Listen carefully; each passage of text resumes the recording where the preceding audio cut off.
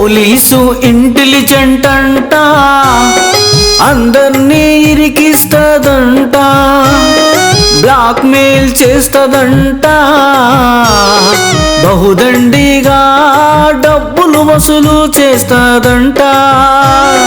DRS KCR order ఇచ్చేరంట,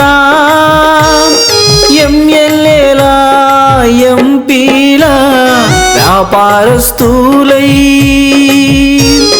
ప్రతిపక్ష పార్టీల నాయకులై phone tapping చేసుడంట, వాళ్ళ రహస్యాలు అన్ని వినుడంట, బ్లాక్ మెయిలింగ్ చేసుడంట, డబ్బులు గుంజుడంట, మాట వినకుంటే జైళ్ళల్లోనూ గుడంట.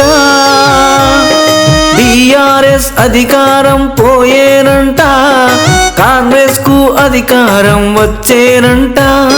డీసీపీ రాధాకిషన్ రావు, పోలీస్ ఆఫీసర్ భుజంగరావు ఇతరులను జైలులో పెట్టుడంట, మధ్యంతర బెయిల్ ఇచ్చుడంట, బెయిలు పొడిగించుడంట. అర్థం కాక ప్రజలంతా సచ్చుడంట.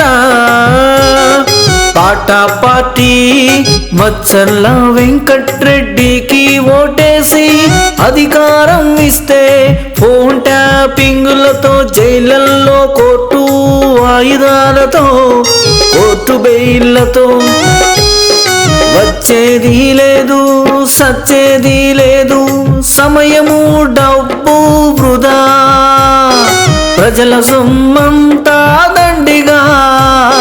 జైల్లో ఉన్న పోలీసులు బయట ఉన్న పోలీసుల లంచగొండులే.